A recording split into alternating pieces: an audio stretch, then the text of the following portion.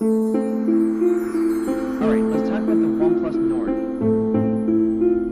We did something you're usually not allowed to do.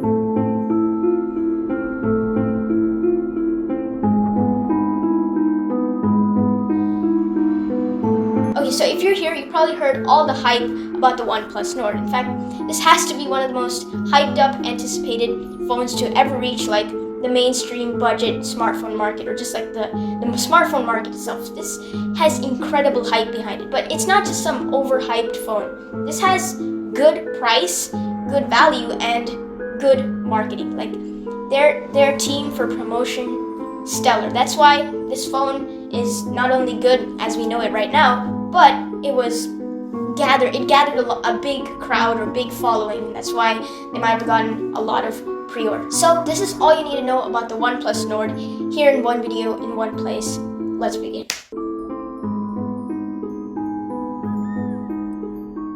So first, it was quite interesting to see the whole naming scheme unfold. Like first we thought it was going to be OnePlus Lite, then OnePlus Z, but then they did announce that it was the OnePlus Nord series. And then people made these unnecessary overused jokes about the phone coming with NordVPN. I don't know why they did that, but we'll just forget that. But the actual meaning is True North, as Pete Lau announced on Twitter. And that usually means, like, common understanding is which direction people, like a group of people in this case, should be following to reach the end goal. Don't really know what the end goal is. Probably like create the best budget smartphone, but names don't really matter, so we'll just forget that. But what does matter is the screen. It's arguably one of the most important aspects of your phone. Like at the end of the day, you are looking at that like 99% of the time you're using your phone. And we had a couple teasers from the Instagram OnePlus Nord account of showing the double hole punch cutout in the front. But back then we didn't have any dimensions, but now we do, and I gotta say, it's pretty darn impressive. It's a huge flat 6.4-inch 1080p panel with a 90 Hz refresh rate and a 180 Hz touch response rate, which basically means that it has a really fast response touch. As far as I know, it has the same optical fingerprint sensor as the OnePlus 8 series, but I think they said it has a changed like animation, so we'll have to see about that if I ever get my hands on it. But I'm pretty sure that the Nord is not coming to the US. At least that's what we were told by some trusted sources.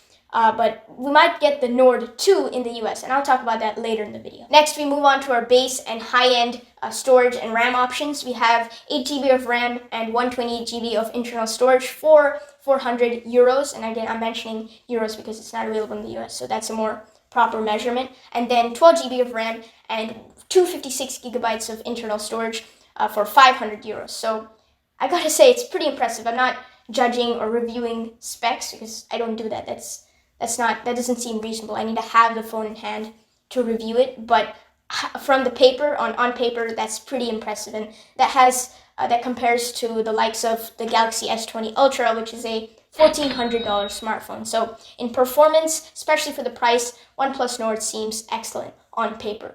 Now, I want to quickly interrupt this overview to talk about how you can get a hold of this device. Now, if you're in regions like China, India, and Europe, you will have the most access to this device. Now, they are launching it on the official oneplus.in website, so you can get it from there. There was a pre-order wave, and they're setting up pop-up shops. Like, OnePlus doesn't really have shops like Apple and Samsung. They have like pop-up shops, but they are implementing more built-in stores in more places, and that's something to see OnePlus grow on in the future. But areas like the US and Canada will not get the phone. Like, most likely they will not get the phone, like I mentioned. But the OnePlus Nord 2, which is the successor to the OnePlus Nord, might come to the US and Canada. As of what we heard from the official Instagram page and Pete Lau and Carl Pei, they are making the Nord a series. So like the regular OnePlus series, and then now they have the Nord series. So the Nord 2 might come over to the US. So that's something we want to see. But I don't think I can get hands on this unless it's either a giveaway or someone imports it, and then maybe I can borrow it for a review. So we'll have to see on that. But overall, I like the device, pretty crisp. Now next we move on to the camera department, which was, I'm pretty sure, a main marketing point for OnePlus. I saw them advertise it a lot. But first impressions, pretty impressive. But then I thought about it for a while, and not that impressive. I mean, yes, it's a budget phone. You gotta reconsider. It's pretty good, but I think it's a bit forced. Like there's too much stuff in there that they just try to make it really cool, say. So, but let's just see the spec sheet. On the back, we have a 48 megapixel f1.75 main shooter, which it borrows from the OnePlus 8 series, and then we have a 8 megapixel ultra wide with a 119-degree field of view. For really wide shots, I'm guessing. Also, OnePlus put the boring, annoying 2 megapixel macro camera, which I did test on the OnePlus 8, and it's very bad, trust me. That's very unnecessary. They also put a 5 megapixel depth sensor. Now, the reason they have these random stuff in there, it seems completely random, is just to say that they have a quad camera setup. The depth sensor and the macro camera, unnecessary. The 119-degree field of view, unnecessary. But let's just move on and go to the front-facing cameras. On the front, we have a 32 megapixel main camera and a 8 megapixel ultra wide, this time with a 105-degree field of view. So they keep trying to advertise this field of view, which is another extra point trying to make it. But overall, for the price, again, clearly stating the price, pretty impressive, delivers a rundown, over-exaggerated flagship caliber camera. Now, I'm not going to give any big opinions on the actual camera itself. I haven't tested the camera, so I don't know. But I did give my opinions on the 2 megapixel macro camera because I have tested it. But what I am going to give an opinion on, a strong opinion on, is the marketing and sales techniques they used so that they could get so many pre-orders and sales, assuming that they did. And to continue this talk, let's have a word with Kshitij from Curious Human. So the first thing here we would talk about is basically how OnePlus literally killed it because of one very big thing, and all the marketing people can actually take a lot of knowledge from this. Reason number one is low cost, high output. The way, if you just see, it's a OnePlus Nord is a mid-range smartphone, so you don't have much to spend on your marketing, and without marketing most people won't know your device, the normal audience. And that's what OnePlus tried to do with the the older phones, the OnePlus 8 and 9, sorry 7. So like Robert Downey Jr. and a few other actors, actresses, models. In India it was Amitabh Bachchan. So they literally hyped up the phone using celebrities, popular A-list celebrities, that too. So they knew that for this phone they need to hype up the device because it's a mid-range plus, so you know, things need to be spiced up. So let's talk about what did they actually do here. They literally used internet campaigns, and the initial stage, the shocking thing was they spent 0 rupees or $0, you would say. The thing was, when they started off, they just started off from their surprise new Instagram and a YouTube feed. That was it. No currency spent, nothing. And they just kept on releasing some new specs, new info on their pages. And the people who type on the websites, the bloggers, the creators, everyone used to like get some free news out of it, and OnePlus got free coverage for it. It stayed in the news. I honestly believe till the date it is going to get released, it is going to be in the news for at least some days after the release as well, obviously.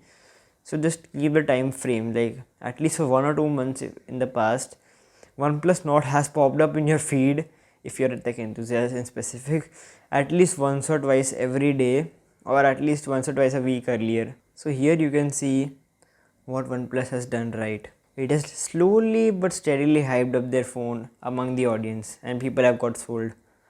Now let's come on the reason number 2, which many Gary Vee fans will understand. So second is to make your audience a part of the journey.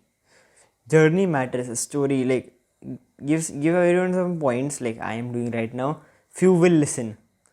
Give everyone a story, everyone will listen. So here is what these people did. They just put out their story in just a form of what I believe is a Netflix series in a way. Like they have put 3 parts right now, New Beginnings, episode 1, 2 and 3, with the trailers for every episode. The way they've hyped up that, it just feels like whoa, and it doesn't look like completely something like a very professional thing. It just feels like a very good movie or something you're watching on TV right now. It just felt like that to me, at least. The filmmaking was pretty good for that film, and as Gary Vee said, document, not create.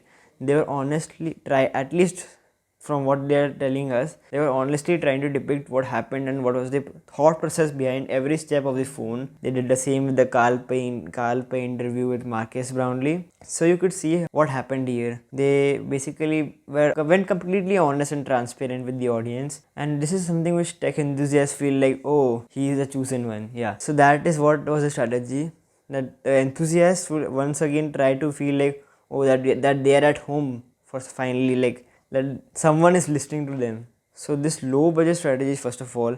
Then second, that their audience is feeling a part of it, and you can see that in their Instagram posts as well. The OnePlus Lite has a separate Instagram page now. It's called the OnePlus Nord page actually. So they used to post memes, quizzes and everything to hype up the device and make people feel like, wow, they are the part of the journey. Now the third thing is a bit obvious in a way, is do something unique with your product. I know the phone cannot be that different and they cannot go too wild with their smartphone. So they decided to do one very big brain epic move, I would say, an AR launch, which sounds a bit offbeat as of now, honestly, I would say personally. But just imagine, they're just trying to hype up that world's first AR launch. They got the title now. Done. The title is theirs now. They are first to it. So if you do some new stuff with your phone, if you cannot release that in a way, do it something unique from the other competition, and honestly anyone would be interested to see an AR launch, even though if they're not interested in the phone.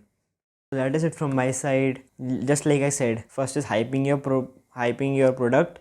Second is making your product feel like a journey rather than just a piece of metal or a piece of brick, you could say. And third is to do something unique from the other people you have seen in a way which is low cost, like low cost marketing. So that is it from my side. I hope you enjoyed this video and whatever Advair said, and maybe if mine, then please tell me in the comments, and make sure you hit the sub to Atty. Otherwise, that's it from my side. Thanks for watching.